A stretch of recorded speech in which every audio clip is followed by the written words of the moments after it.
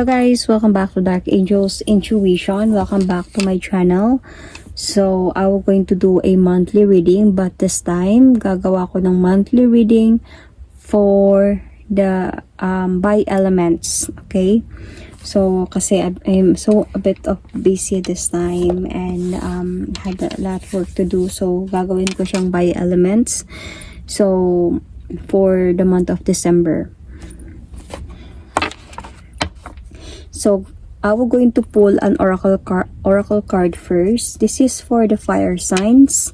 Aries, Sagittarius, Leo. Okay, Sun, Moon, Rising, Venus. So, hindi lahat ng Aries, Sagittarius, Leo maka-resonate sa reading na to. So, takes what resonates and leave the rest. Ano ang kailangan nyong malaman this month of December? Fire signs, Aries, Sagittarius, Leo. Okay, cross-watchers ng mga fire signs, pwedeng kayo to at hindi sila. So put yourself in a situation kung saan kayo maka-resonate. So let's start with the drop of an oracle card. Okay, cards actually. Distance. So LDR or you are separated. Sorry.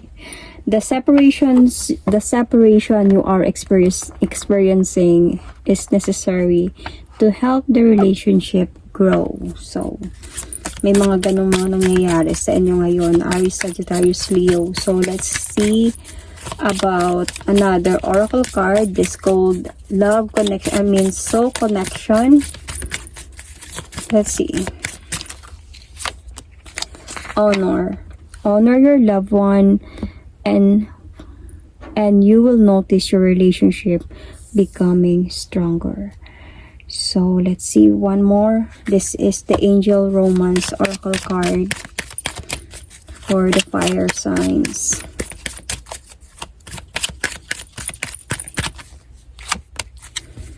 Pay attention to the red flags. I think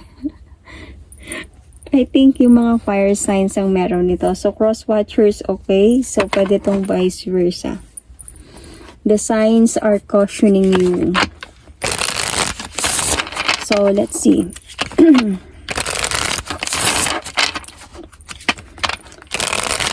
What is happening right now? Okay, what is happening right now? Aries, Sagittarius, Leo, sa relationship and love situation. What is happening right now?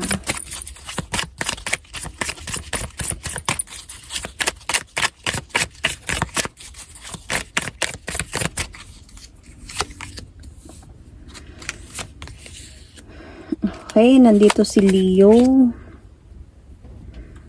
You might also be dealing with a Virgo sign or a Libra, Gemini, Aquarius, or a young Capricorn, Virgo, Taurus, Sun, Moon, Rising, Venus. So these are all parang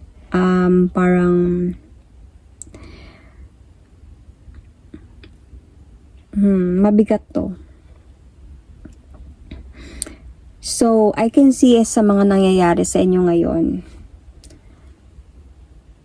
there is someone parang andun sa point na you are not talking as the distance is here, as the Hermit card is here. Nandun sa point that isa dito sa inyo is, or you, okay, or you are finding the right path of your life, okay, enlightenment of your life.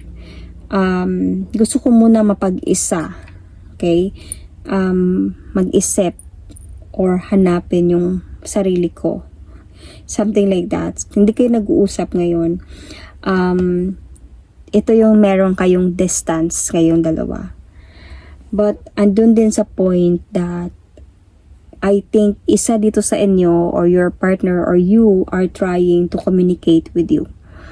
Okay? So, parang naglalakas ng loob na kahit medyo hindi kayo okay ngayon, medyo magulo kayo, you're in a separation or something, is pinipilit niyang ayusin yung mga dapat ayusin sa inyo or naglalakas siya ng loob na lumapit sa iyo para maibalik kayo sa dati, kausapin ka.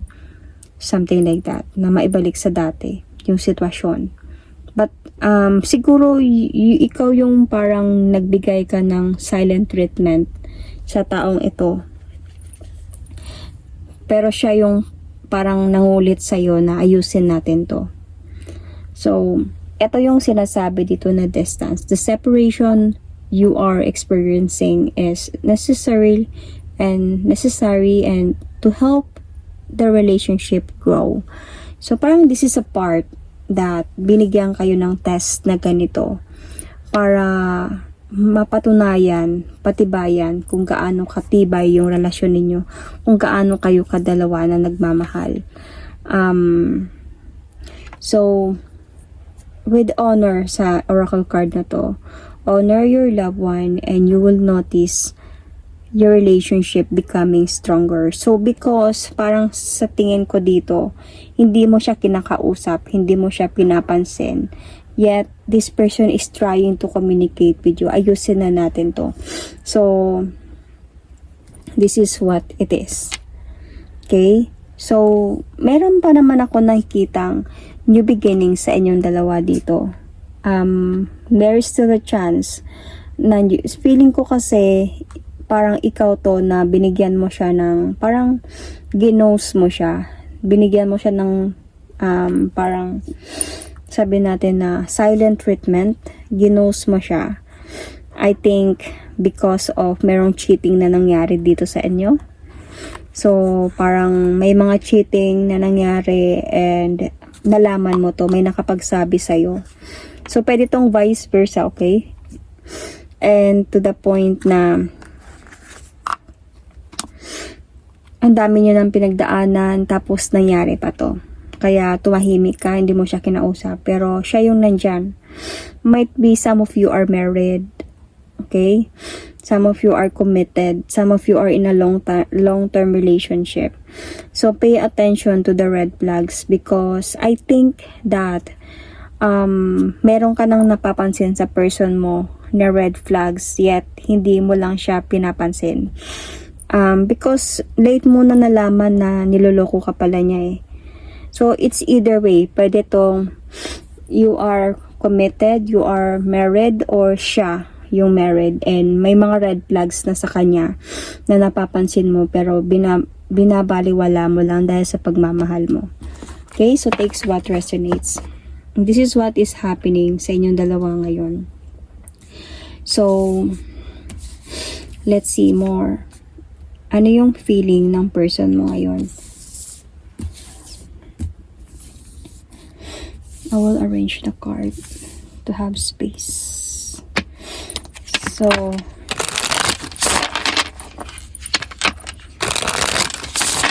ano yung feeling?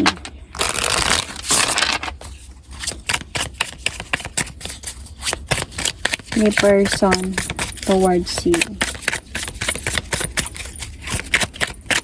Ang bigat nito kasi major arcanas lahat.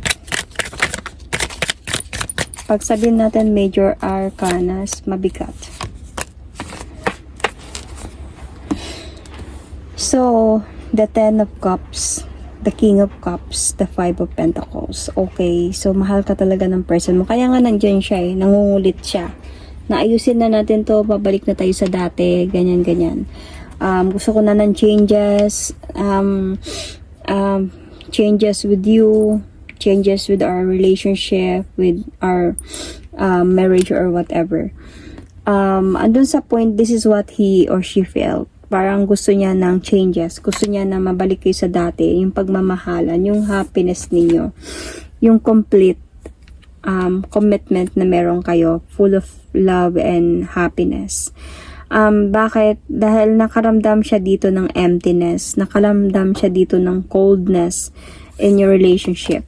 Anong time na hindi mo na siya kinakausap.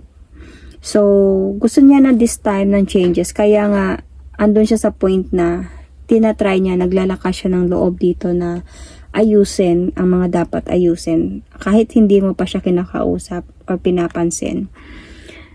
Kasi naniniwala pa din siya, ramdam niya pa din yung pagmamahalan ninyong dalawa. So, sobra siyang parang nagsisi sa nagawa niyang panloloko sa'yo. nagsisi siya dito. And akala niya kasi nung time na yon na nag-cheat siya sa'yo, he can just manage it. Na ma-manage niya lang to.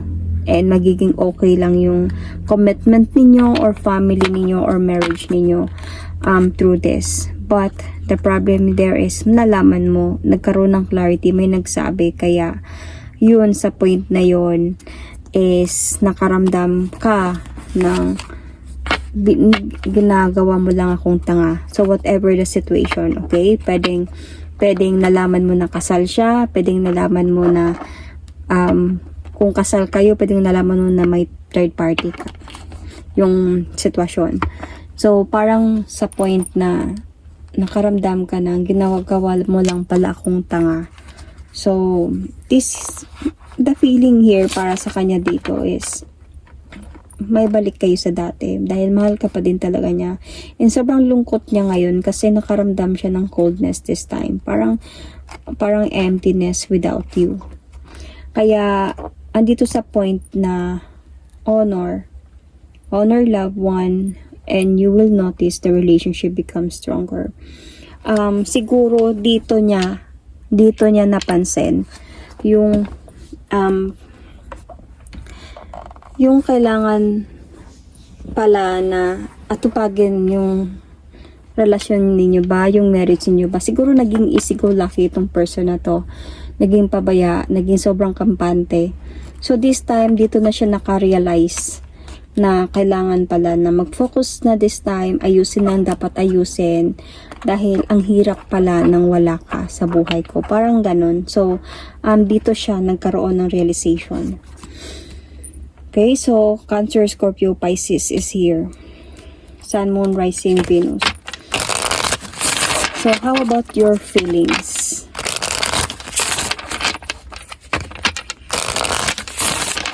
Aries, Sagittarius, Leo. I can see the Leo sign here. Pwedeng you are also dealing with the same Leo sign. And the Aries sign, nakita ko kanina. So, anyway, ano yung nararamdaman mo ngayon? Okay, Aries, Sagittarius, Leo. What is your feeling if you have resonated this video, this reading? You want justice about what happened. Baka some of you, Aries, Sagittarius, Leo, is merong Libra sa placement ninyo or malakas yung Libra sa placement ninyo. Check your placement, guys. Especially your moon sign. Okay? Or baka merong Pisces sa chart ninyo. Malakas yung Pisces sa chart ninyo. And water signs. So, this is what you feel. You feel like unfair. Yun yung naramdaman mo. Sobrang unfair ng sitwasyon na to. And gusto mo na lang na umalis. You wanted to end the cycle and to have changes in your life. This is what went. Kasi hindi ka na sure eh. Hindi ka na sure kung magkakaroon pa ba ng pagbabago. Hindi ka na sure kung magkakaroon pa ba ng babalik pa ba kayo sa dati, happiness or what. Kasi meron ng mga hindi niya sinabi. May mga sikreto na siyang hindi nasabi na kung hindi mo pa nalaman sa iba, hindi mo pa malalaman talaga. So, parang nawala na yung trust mo dito. So, this is what you feel. You just want the justice. You want, parang nakaramdam ka ng unfair sa taong ito. Na parang, ano ba ako sa'yo? Bakit ginanito mo ako? Parang ganun. So, to the point there that kahit sabihin natin na you are or this person is trying to gain his or her strength na mag-effort, ayusin, paparamdam sa'yo, papakita sa'yo na nagsisi siya sa mga nagawa niya, ayusin niya, and waiting for yours, waiting a sign from you, waiting for you to come back para maayos kayong dalawa. Andun ka pa din sa point that, see, while you are giving this person a silent treatment, ito yung ginagawa mo. Self-love. Wanted to have this peace of mind. Wanted to enjoying your life alone, you know. And this person is really there. wanted, na hindi ka tinitigilan. Gusto niya talaga na magkaayos at magkabalikan kayong dalawa. Nandyan siya, nag-o-offer sa'yo ng new beginning, or nag-o-offer sa'yo ng love and commitment. So, there's still possibility na merong new changes unexpectedly na mangyayari sa relationship niyo. Even kahit nasabihin natin na you wanted to walk away emotionally from this situation, meron at meron pa din parang kahit ito na yung decision mo or ito yung gusto mong mangyari, meron pa din sa part of you na option whether mag-continue ka na towards single or tanggapin siya balik, parang ganun. So let's see what you need to know this month of December about this situation na meron kayo.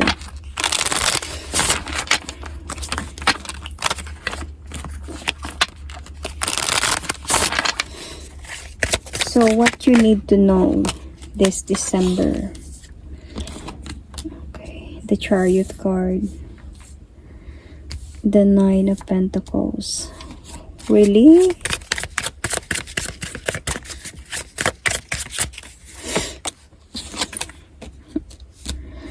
The Page of Cups. Okay, the Seven of Pentacles. So, this December, still mananatili kang single this time, and still until this December, hindi mo pa din siya kakausapin. Ibig sabihin, you were going to take time for yourself. But, merong feeling sa'yo dito that hindi mo alam kung saan ka papatungo. Mag-move forward ka na ba talaga towards single? Or bibigyan mo pa siya ng chance to come back to that person. So, kasi itong person na to, nandito pa din siya. Nag-o-offer ng pagmamahal sa'yo. Nagpapakita ng pagmamahal sa'yo or nag-o-offer ng cups sa'yo. Hindi siya tumitigil talaga sa'yo. So, andun ka sa point that planning, you know, it's either way na may mga option, di ba kanina nakita ko sa part mo, sa feelings mo. So, you are planning this time na atupagin ko muna yung sarili ko. If this person talaga, hindi niya talaga ako titigilan kahit na iiwasan ko na talaga siya, is like, kahit na mag-move forward pa din talaga siya towards with me, ibig sabihin, there is something about us that is meant to be. So, kasi namimiss mo naman siya, however, ang problema lang talaga dito, sobra kang nasaktan sa mga nagawa niyang betrayal sa'yo. Sobra kang nasaktan sa pagiging pabaya niya, sa pagkakaroon ng red flags niya na hindi mo man lang napansin. Sobra kang nasaktan sa cheating na ginawa niya sa'yo, sa panluloko, and sobra kang nasaktan na until now. Kaya ito yung reason kung bakit nagdesisyon ka ng ganito, dahil nga sobra kang nasaktan and nakaramdam ka talaga dito ng parang nagsisi ka kung bakit hindi mo man lang napansin yun sa unang beses, nalaman mo pa sa iba. Parang ganun mga bagay. So, this month of December, I can see that meron ng mga confusion sa'yo dito. Which way to go? Tatanggapin ko siya or mag-move forward na talaga ako? Pero yung option mo dito is, if this person, ipaprove niya talaga sa akin ng paulit-ulit na hindi niya nagagawin yung ginawa niya, tatanggapin mo to siya ulit. Okay, so this is what you need to know this month of December. So, Cancer sign is here as well. Okay, you might be dealing with Cancer, Scorpio, Pisces. Okay, so let's see kung ano yung gustong sabihin sa'yo ni person.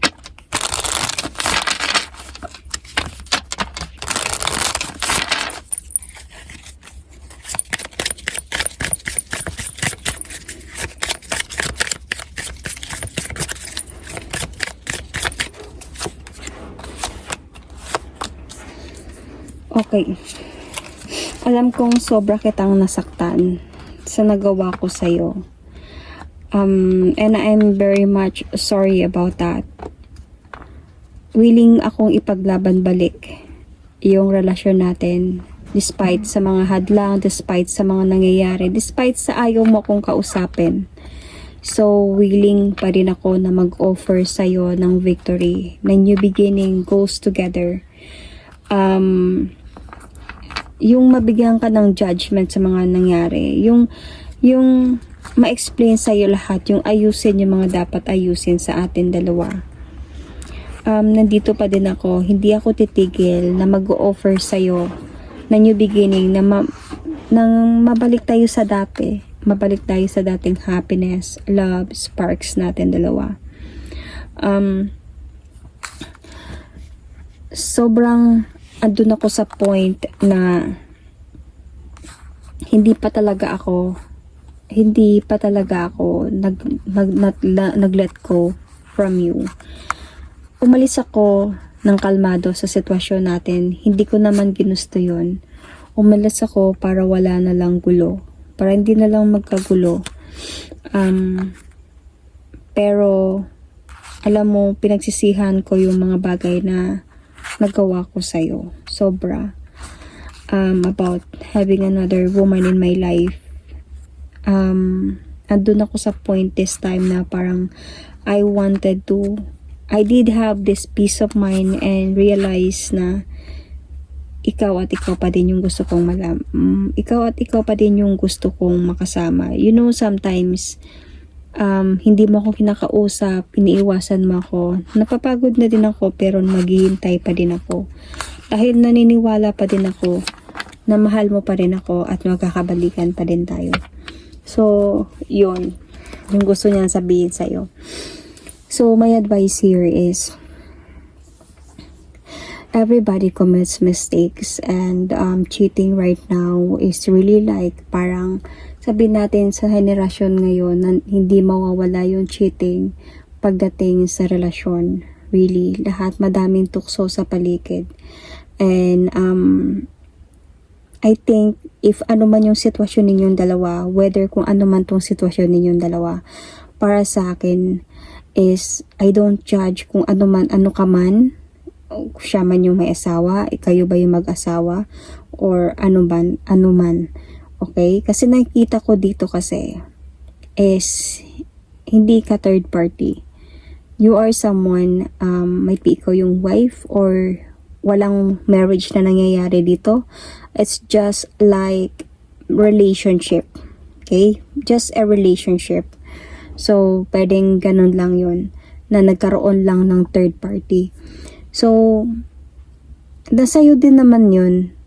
Sabi nga ng oracle card about this distance na hindi nyo pagkakausap ngayon is parang way to ng universe sa inyo na binigyan kayo ng test para naman, however, ma-realize ninyo sa isa't isa kung gaano ninyo kamahal yung isa't isa, na gaano ninyo kakayang ipaglaban yung relasyon ninyo. Kasi, of course, hindi ninyo ma-realize yun kung walang problema dadating, kung walang test na darating. Diba?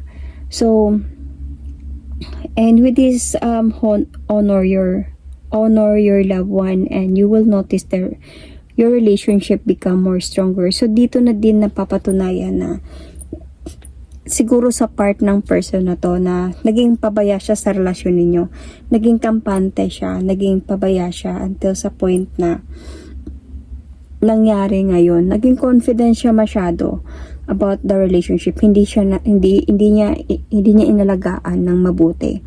So, not he thought or she thought na kaya niya lang i-manage to. So, ito yung para sa kanya na kung inalagaan niya lang to, prioritize niya lang to, is walang mangyayaring ganito. So, this time around, yung realization sa part niya, ang meron dito na next time, kaya pinipilit niyang kunin ka balik sa buhay niya kasi nakaka-realize siya na this time hindi ko nang gagawin to sa kanya kasi mahal na mahal ko siya.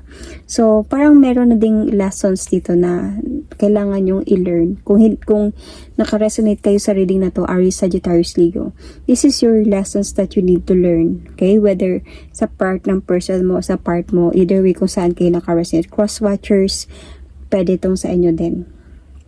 So, this is a part of a, like, sabi natin na test of course. Pero kung mahal niyo talaga yung isa't isa, like mahal ka talaga niya, really obvious.